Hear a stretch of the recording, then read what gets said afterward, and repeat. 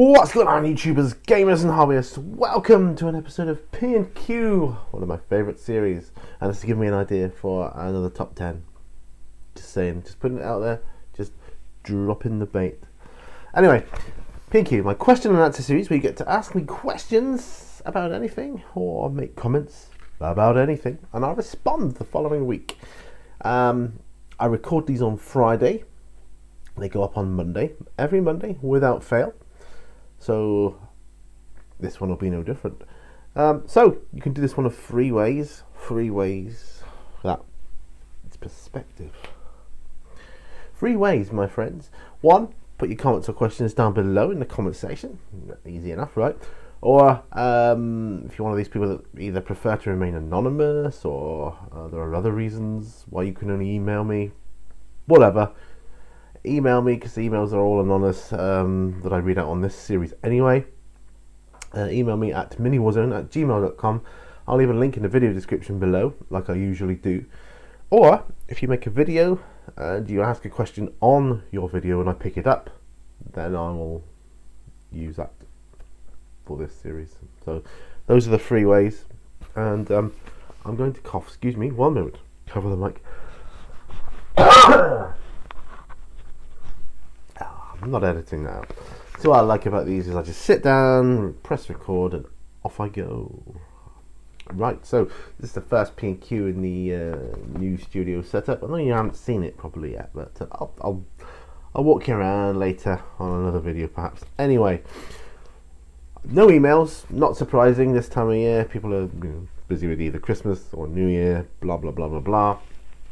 And not that I get many emails anyway, so that's hardly surprising. I haven't picked up any questions or comments from other people's videos either, so sorry if I'm remiss in that area, but I just haven't found them. So anyway, so it's just the questions that were left on last week's episode, and I don't know what happened with this, with the visual on that one. It started out fine. When it went up, it was fine because I watched it through. It was fine for a couple of days. Then it went weird, like slow. The sound was normal, but I was in slow motion. So I don't know what that's all about. Anyway, who cares? I cannot.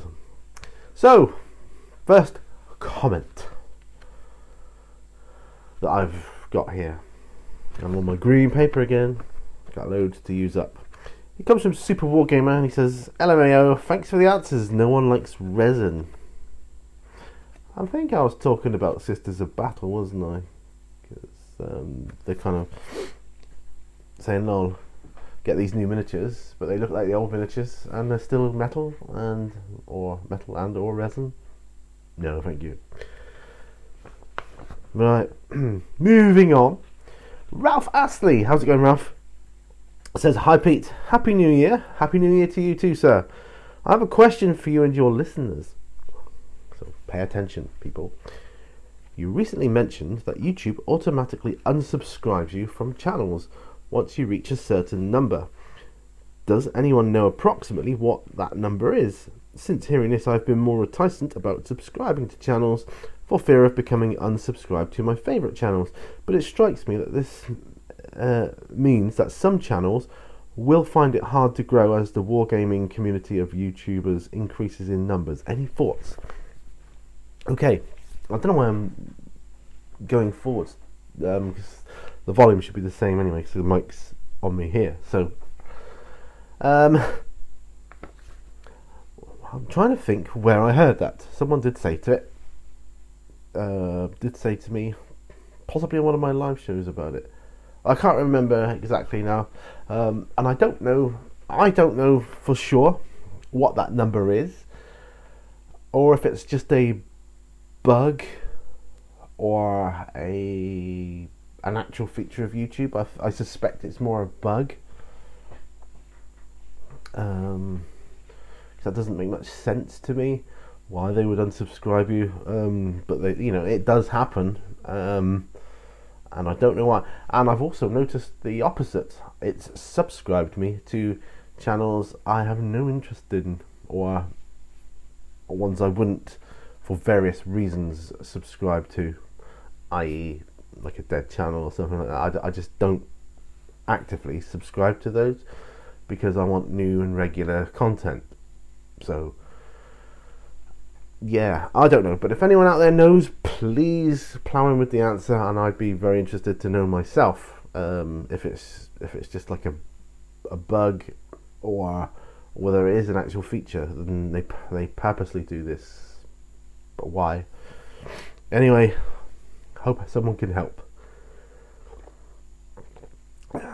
Right, back to Super Wargamer, who says, you're given a box of magical dice which make you a level 1 Psyker, 40k, with any power of your choice. Any power of your choice.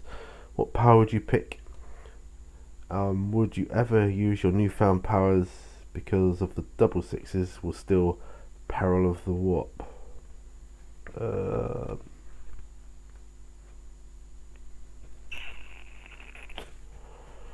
Probably pick the horror, but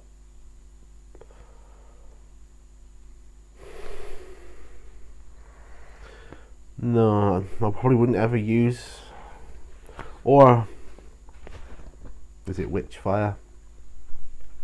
I probably wouldn't use them though, because double sixes, perils of the warp. I would not mess with that. I just would not mess with the warp. Look, we've seen what happens to Primarchs and the like, and here's me, a mere mortal. No sir, no sorry Bob, I am not messing with the warp. Don't do it. Just say no, kids. Just say no. It'd probably be the horror if I did, because that's such an awesome power. And Tyrannid one too, so yeah. Right, James Firth Hayden says, so jealous of your man cave, Pete. Hope you had a good Christmas. Kind regards, James. Thank you, James. I don't think you comment very often, if ever, if this is your first comment, but thank you for commenting. I'm glad you like the place. I'll do a proper run around later. It'll probably be better when I've got my gaming table. It's set up, but it's just got the green belt on it at the moment. It'd be better when I've got some miniatures and scenery on it to show you, I think. And what I'm going to be doing with what I've done with with these here. And these over here, I keep miniatures in, various armies, and I'm going to hopefully be getting another one at some point. I've got another one just to my left, which contains all my paints. The beauty about these are they're on wheels. You can just wheel them around. So I can wheel my paints around. And I've got another one that arrived today, actually. Bronze flesh tone there. So that's going to go in there. And I'm going to label them up. So I've got all my reds, my pinks, my blues, my greens, my flesh tones, my shades, ink washes, blah, blah, blah. All that kind of stuff. And that's going in there. But I want to label it because I don't want to be like, there, nope. There we go. Now I just want to be able to see straight away, save time, because one of the things I've noticed in my life as I get older, time is more and more precious to me. So wherever I can save time without compromising quality or anything else, I will. Got off a bit on that one, didn't I? Anyway, but thank you, James, for your comment. I'm glad you like it. It's my haven. It's where I can think, concentrate, relax, feel almost normal again. And it's my haven. That's why I started off in let's talk about man caves. My first man cave, I started off in what is now the pink powder room, back at home,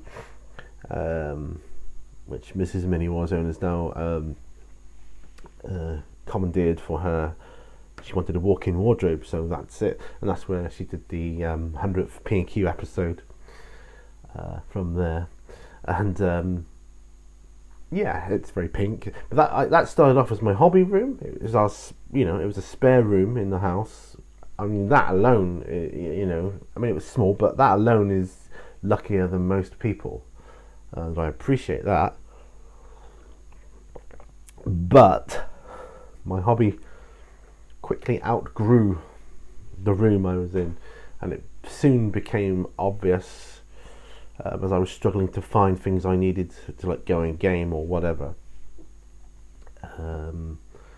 Soon it quickly became obvious that I needed a permanent residence for mini Warzone, so I had this place built,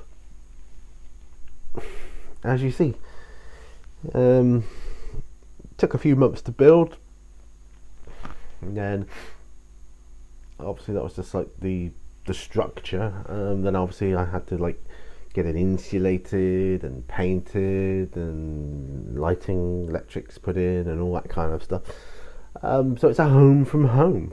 It really is. I've got all the facilities I need out here: tea, coffee, whatever else, and yeah, I even got a fridge.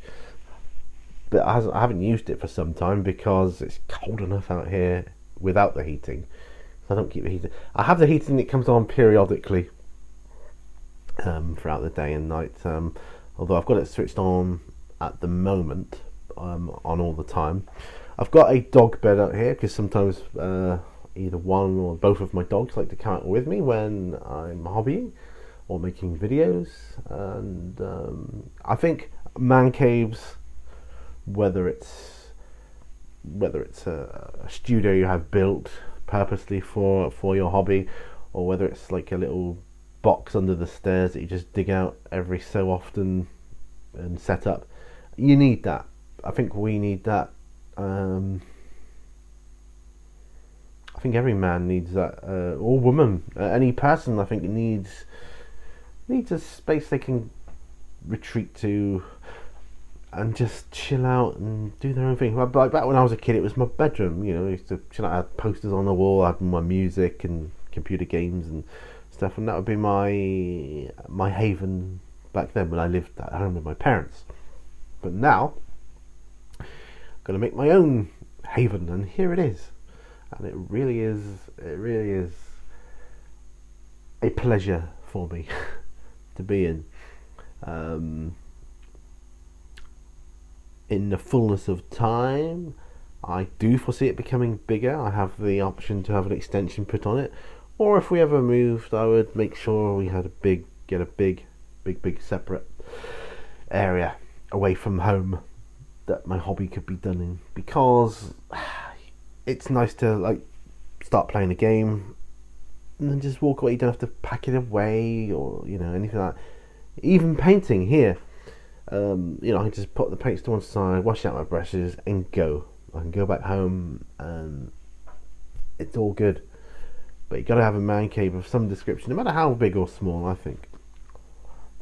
And you probably know as well as any of us how the hobby grows. Yes. But thank you for your question, because you really got me off on a tangent there, or not on a tangent, but on a thread of man caves. Man caves. I've got a sign that says this, "Welcome to the man cave." But it's nice. I've got a window out there that looks right out through my garden and across the moors, which is just lovely scenery. Pity it's not the climate here that we had in Florida when I went, because that was awesome. It's cold and wet area. You got to take the rough with the smooth, though, right? So I'm all back. I'm acclimatized to the cold and the chill and wet again. But yeah, I do miss the sun. When I was in Florida, the villa we were staying in, the garage would have made the ideal man cave. Ideal. So there you could get a car in here easy. That one you could probably get like 4 cars in. Over there, it was huge, but it didn't have any AC in there. It was very hot, so that would need to have been sorted out. I would have needed an AC unit in there, or have it put in there, because it was in every other room of the villa. So, but yeah, man caves. I have to do something about man caves, some video on man caves or something. I'll give it some thought. Thank you very much for your question. It's really made me think about things. Thank you. Moving on then to Frost and Fists. How's it going? I just watched your Q&A part 1. Awesome stuff. Loving it. Great answers there, my friends. Welcome to the world of Q&As, where you get to interact with your audience even though you're not live. It's really cool. Anyway, Frost and Fist says, another excellent episode with excellent answers. Well, thank you, sir. When you were recollecting childhood days, it made me remember the way it felt to be a little boy and the feeling of getting a brand new Sega game that came in such cool plastic cases at the time. Also, the feeling of getting a brand new G.I. Joe vehicle and how excited I was to blow up enemy units with them. I suppose it's a little different than the way I feel...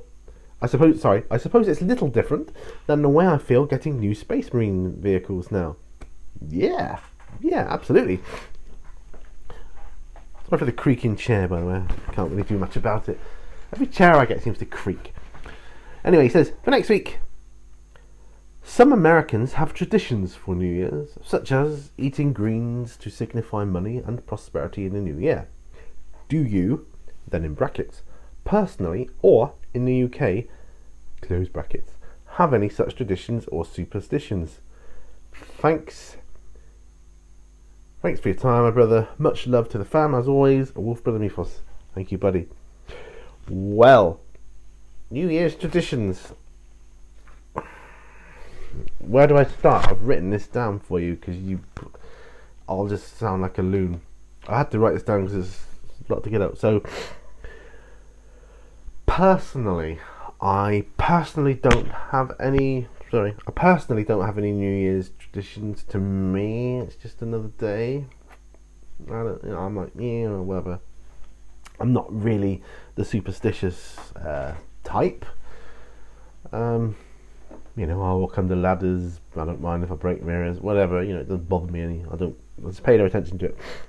But in the UK, I'm sure I'm not speaking for the general populace because I'm talking old traditions now. But at the stroke of midnight, there's this tradition in the UK. People are supposed to open the back door to let the old year out, and then ask the first dark-haired man to be seen to come in the front door, carrying a lump of coal, a piece of bread, and some salt, so that in the new year, everyone in the home will be warm enough, have enough to eat, and enough money. The salt signifies money. I'm not sure where that comes from. Okay, the first footing. The first person in the house is said to affect the fortunes of that household. So it's bad luck for a woman to go in first, or a red-haired man. Yeah. And if it's so preferably a stranger. If it's a stranger, he must be fair-haired, depending on where you live. Scottish people take New Year very seriously. The Hogmanay thing. I mean, they didn't even start celebrating Christmas until 1958. But the New Year, oh yeah, they celebrate that. So,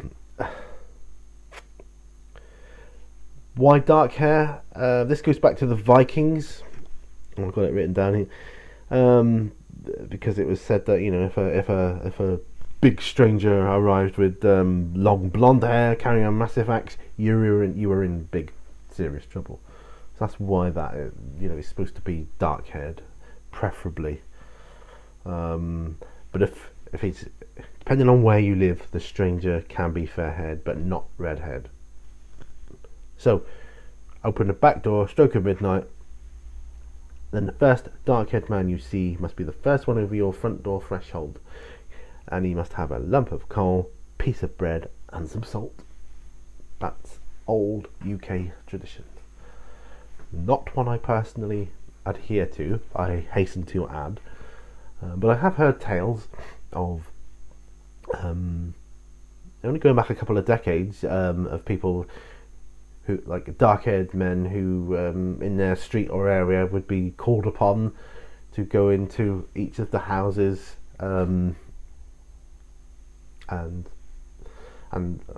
if it was like Scottish, they would offer him like a wee dram and so we'd have a little shot of something, you know. So and they would enjoy that because it was going around the community, sharing some love and getting a few drinks at the same time. So they were happy to offer their services. So I had to write all that down because it's to get it across to you in the right manner. It was a bit, I didn't want to miss things out. But there you go. There's our traditions. Thank you, Wolf Brother Mythos. Probably scratching your head going, what? Eh? Salt? I know. Like I say, we don't adhere to them. To me, it's just another day. I don't bother with New Year myself. I do reflect on previous years, but I do that anyway. I just I reflect on periods of my life as a general rule anyway, or the week before, just even what I can remember, that kind of thing. So that's just me. But thank you for your question. JS Idaho says, Merry belated Christmas, Pete and family. Thank you. How is the Ford truck build going? Any new... hang on. I'll show you the Ford truck build. Slow but sure.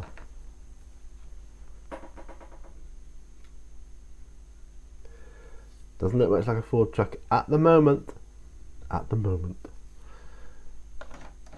I am still doing it, or I'm going to be. I want to start doing some hobby stuff again. Yes, I'm not rushing it, as you can see. I purposely am taking my time with it, though. Purposely taking my time with it because I want to do a really good job. It's kind of like my tribute to the world of scale model builders and America. Any cool new kits for Christmas? No. Sad face. No, we couldn't afford to buy any presents for each other this year, and didn't get anything like that. No, it's just good food, good company, that kind of thing. No, the holiday to Florida took all our finances. We just could not afford Christmas like usual this year, so we couldn't buy presents. That's just one of those things. But it was worth it to get the Florida and America experience. Sometimes you've got to make sacrifices, right? Still got roofs over our heads, still got food in our bellies, and the bills are paid just about. So there. So as I said in one of my previous videos, I'm looking forward to my next payment from AdSense from my YouTube videos, because that's all I got to buy models with at the moment, or I will have. So yeah, take care, have a happy new year. Thank you, and you. We will things will pick up, I'm sure, and we'll sort things out. It's not a problem. Don't worry, I will have loads of content. I've got loads of stuff planned. Tattoo for you. Hey, Hank, how's it going, Richard? Phenomenal P&Q, buddy. Are you ready for 2017 as much as I am? Probably not. Along with a lot of entertainers and people that left us this year, I recently, in a span of just this past week, lost 3 close people to me. 2016 was a hungry year, yes it was. So we're on a serious note now. Fighting through some internal demons due to this, understandably. So here's to next year. May it bring happiness and joy to you and your family. Well, I totally understand that, Richard. I've been in a similar boat. Not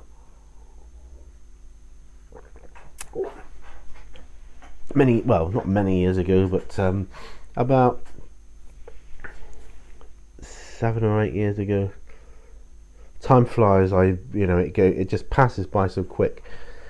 I lost one of my best friends. He committed suicide because he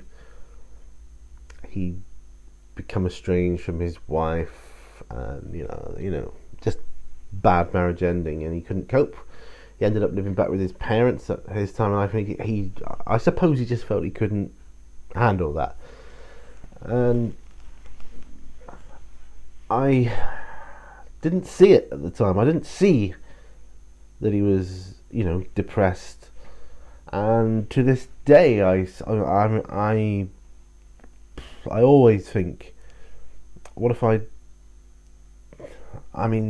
seen him more? What if I'd picked the phone up and invited him over that day, or said let's go and do something, And you kick yourself for these things, but as I've come to accept it, you kind of realise that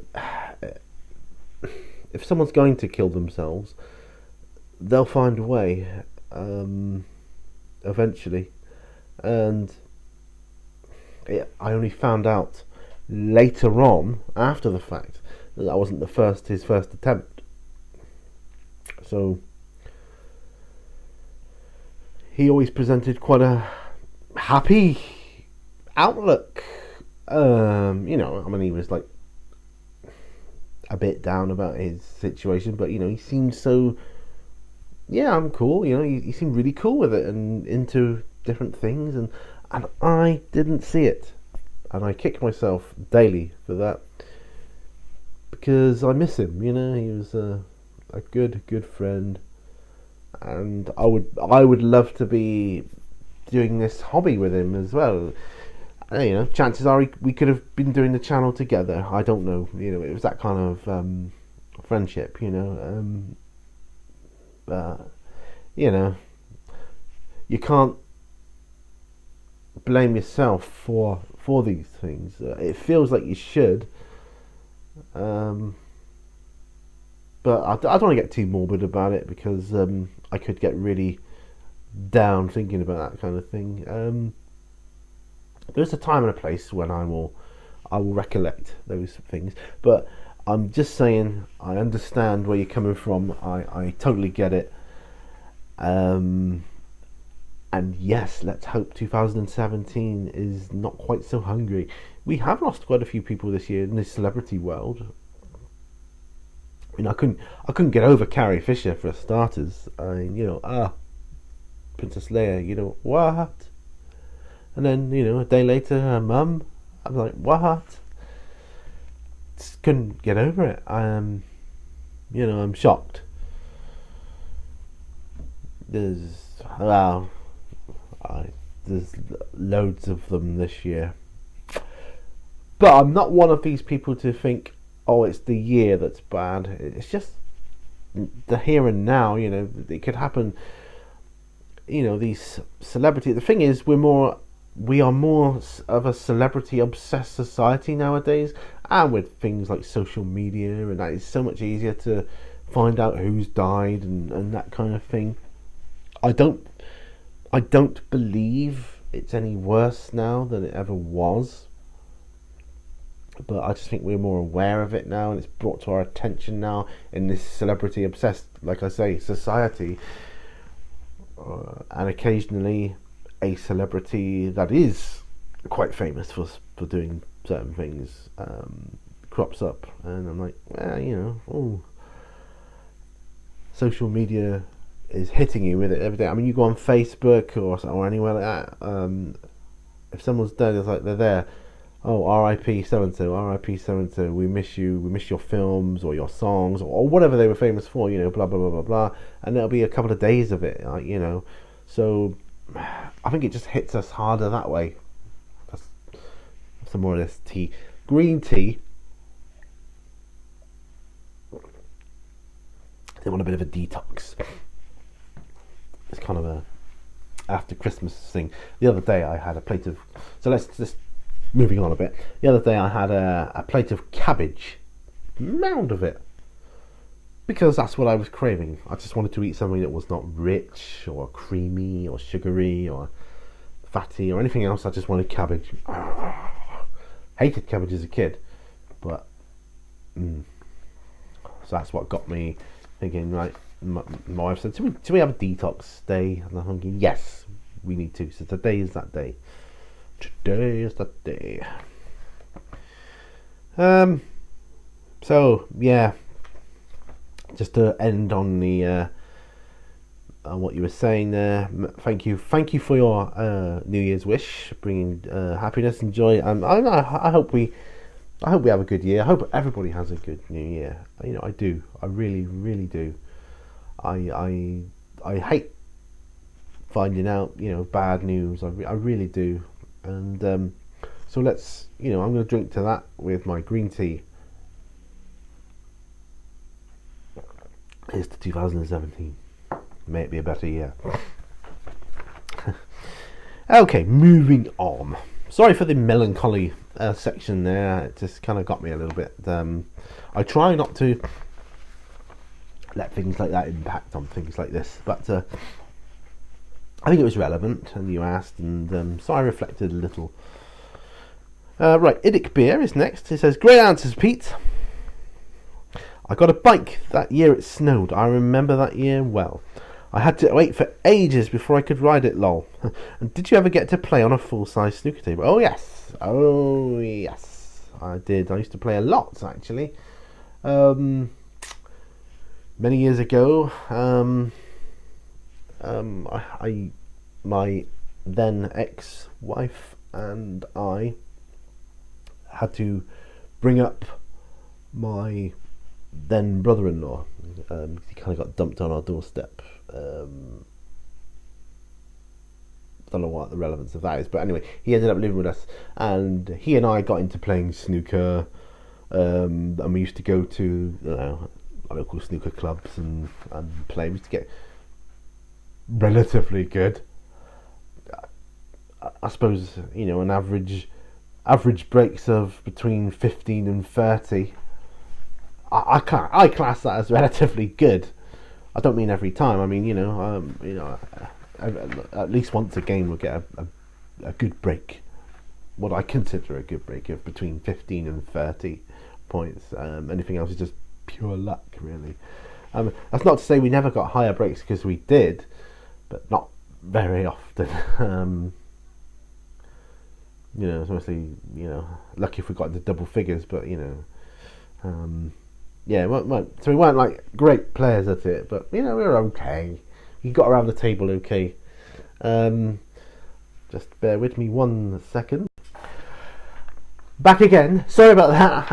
I had to cut it because my wife had just nipped out to drop some veg down to her mum, and she just come back to tell me she's coming back, but she didn't want to come on to this episode of P&Q because she said she looked a mess. So I said, yeah, you're fine, but she wouldn't come in. So I saw her at the door and I paused it. So that's why.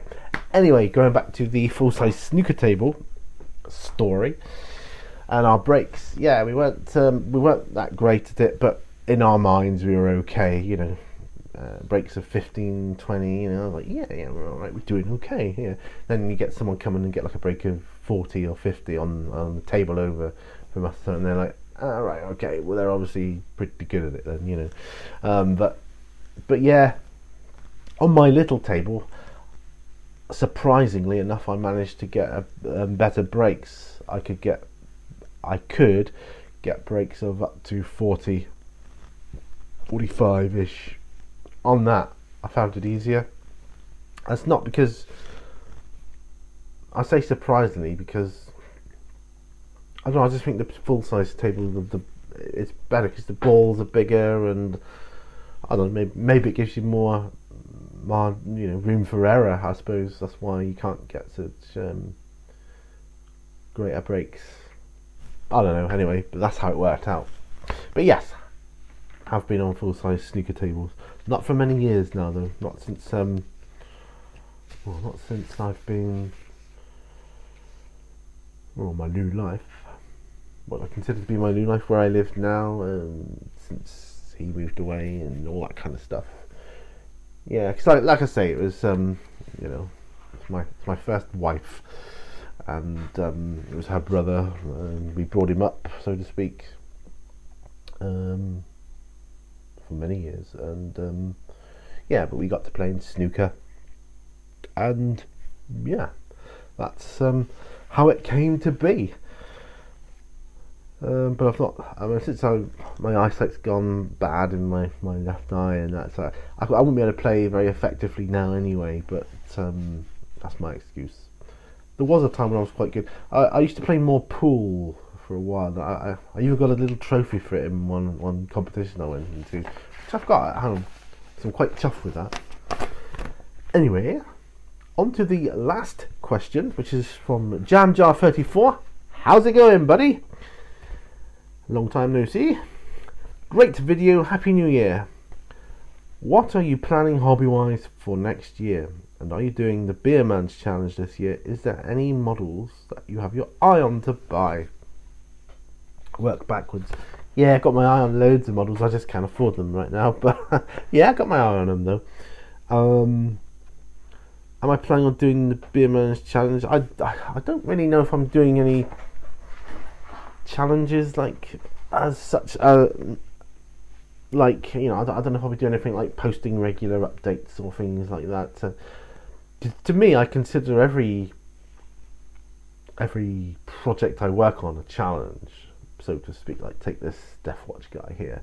You know, to me, he's a little challenge on his own. Like, you know, so yeah, my Congo.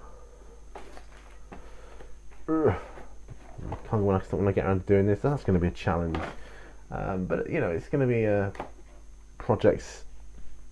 I find challenges are okay, but they put too much pressure on me, I think, to perform, to get it done, and then I end up either not wanting to finish it or going off to do something else, losing interest, losing the mojo. Whereas when I just think, I'll just do what I want when I want, I seem to have more energy for it. Like Congo, for instance. If I was doing that as a project, as a challenge, some sort of painting challenge, I'd probably feel too under pressure to get it done, and then I'd start resenting having to do it. So they're good. They suit some people and not others. I think I'm one of the ones that aren't quite as suited at that. That's not to say I don't do them or will ever do them or, you know, host them myself, but I just feel better just doing as and when, because that's my scrambled brain personality. What am I planning hobby wise for next year? Well, there's obviously going to be Congo.